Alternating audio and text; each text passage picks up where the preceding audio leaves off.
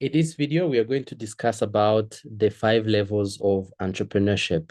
If you're doing entrepreneurship, if you have a business, or if you're trying to make money on your own without depending on a salary or a boss, this video is for you because you will have an opportunity to know where you're standing. You might be running a business, or you might have what you call a business, but not knowing where you are at these levels and knowing what is next or where you stand, it's going to actually be a bottleneck for you. So this video is going to give you that opportunity to do like an exercise of self-awareness and know, okay, this is where I am, this is where I stand, and this is how someone on my level or someone on this level is actually supposed to be behaving, or these are the challenges that I should be expecting.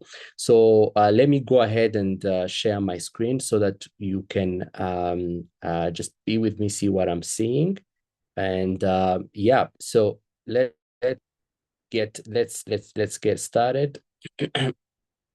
So so why should you care about the levels of entrepreneurship, like we were saying? So the reason why you should care is because you cannot move to the next level. You cannot make that step, that next step that you're supposed to be making in your business or in your endeavor, someone who owns a business, without actually knowing what is the next steps. Because sometimes when you think of entrepreneurship, we don't think of it in terms of levels. We just think that if you have a business, whether big, small, a consultant, it's just a business. A business is just a business. But there are levels to this game, and I'm about to put you on that very game. Now, number one is the professional. Okay. So when you're talking about the professional, this is someone who has a specialized skill to deliver a service. So they earn more than they spend, and most of their time goes into helping and finding clients. So the bottleneck, the business is in their head, disorganized data, unstructured data. Success depends entirely on the owner's personal artistry. So the system status here is mental. So it means the processes are mental. The processes are in their heads. So if you are running a business, if you no, if you are a consultant, you're probably at this level, which is level one of entrepreneurship, which is a professional. So you have a skill, you consult, you have clients here and there. Now, right now, you are you are a professional. You are at this level, and these are the bottlenecks that you should be. So if you feel often that your data are disorganized, they are unstructured, that is because your level, the level at which you are, at the professional level, you are actually permitted. That's what happens at this level. Now, level number two is the self-employed. So this is someone who has a small team that they personally manage. You don't have middle managers. You manage that team. So that you almost do everything, and you hire for non-critical tasks, but still the business relies heavily on you. And the bottleneck is you earn good money, but you spend it on lifestyle. So the business is tied to you, and it cannot grow without you. The system here is non-existent. There's no systems. You don't have systems. I think I'm going to do another video talking about business systems. What is a business system? When they say, oh, or you have to have business systems, you need to have systems in your business. What do they actually mean? What do they actually mean? So I'm going to do a video on that very soon. So because I've had so many people reach out to me, asking me about business systems, or I'll be working with different clients and they ask me, so what is a business system? So a business system is a collection of steps, procedures, instructions on how work is done at your company or at your business. How do employees actually deliver services and products to your people? Now, for the reason why at this level of level two of self-employed, the reason why systems are non-existent is because you're managing a small team and things are changing. It's very hard to have a system at this level because of the nature of the work you do. The revenue is unpredictable, and you can try to have smaller systems at a smaller scale, maybe departmental level, at the task level, but generally the systems are non-existent. Okay. Now, level three is the business owner. The business owner, this is someone who is no longer interfacing directly with the client. They are transitioning from non-documented processes to documented processes. The bottleneck here is building scalable and replicable systems. And one of the biggest challenges that they face is implementation fatigue because of the back and forth of building systems, of putting in place these procedures, documenting them, testing them, validating them. They always find themselves in a implementation fatigue situation where the employees are like, oh, we are always moving back and forth. Things are changing. Nothing is stable. The work is not predictable. That is very normal at level 3, which is the business owner. So most of the time, or most entrepreneurs that I work with, they're at this level. And the system status is documented, but I would say documented, but not yet validated or being validated, because when you have implementation fatigue, it means there is a back and forth. There is an essence of uncertainty in your staff, in employees. So that is completely normal. So when you're at this level, at the business owner, just know that expect that. Now, level 4 is the entrepreneur. Now, the entrepreneur has established enterprises, established with existing SOPs.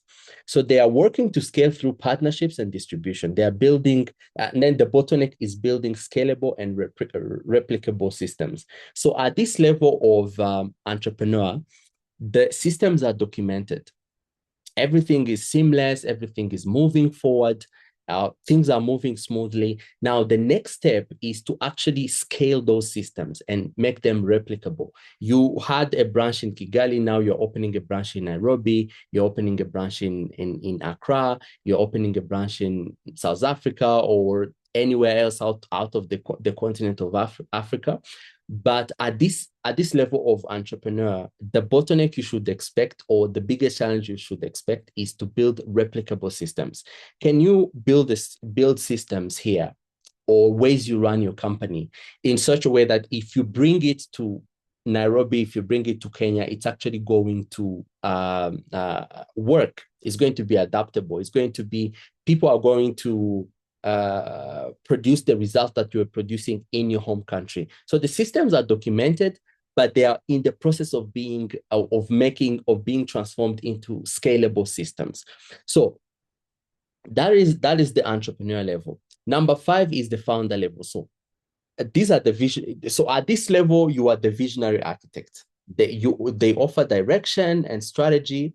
They focus on long-term vision and defending the perimeter. They have proprietary systems and processes. So this is the type of companies where you're talking about multinationals. The founder is there to provide strategy, guidance, and the biggest bottleneck here is relinquishing control to the next generation, because you've built a business. From most entrepreneurs, they actually move from professional to self-employed to business owner to entrepreneur to all the way to becoming a founder. And sometimes relinquishing that control or releasing that control so that the next generation can take over, it becomes actually a huge challenge for them, because their identity has already been tied to that business, and releasing it becomes actually a very big problem. So this is something to expect. And here, of course, the systems are not only documented, but they're also scaled. They're documented, they're scaled, they're replicable. You have an operating system for your business. And this is where every single entrepreneur, or every single person playing the game of entrepreneurship, should aim to be. We should all aim to be at this place, because by becoming a founder, this is actually what you're doing. You're providing direction and strategy so that the business can actually keep expanding and keep growing. Now, this is an amazing quadrant or table that I always use when I'm trying to talk about when I'm talking about systems. So you can see here you are professional, self-employed, business owner, entrepreneur, and founder, and you can see the primary focus. The primary focus of the professional is income. The income has to be greater than expenses. The primary focus of self-employed is financial records and KPIs. Business owners is documenting SOPs. Entrepreneur is scaling SOPs. Founder is long-term vision. The status code or the systems, professional, non-existent, self-employed, it's in their head. A business owner is written and documented. Entrepreneur, replicated and scaled. Founder, it's a protected IP. Now, the systems have not only been written and that has not only been replicated, they have actually become an intellectual property. Now, the core trap of the professional is lifestyle inflation. So you make money and then you spike the expenses, the way you live and so forth.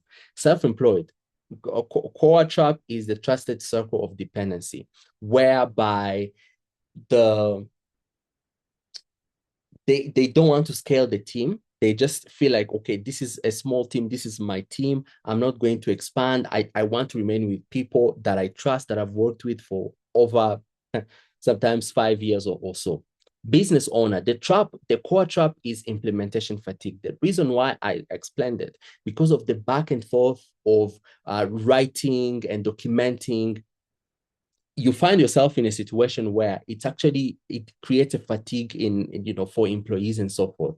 Now, building the leadership.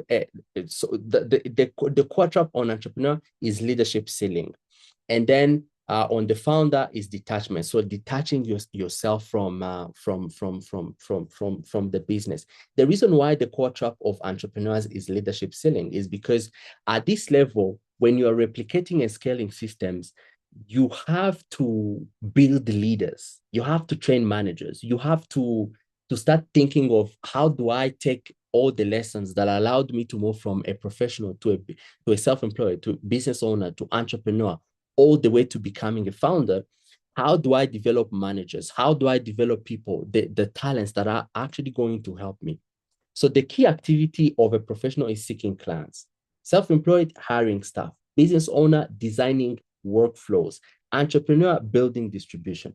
A founder is governance and trademarks. You're putting together a whole system. Now, this is where things become tricky in real life.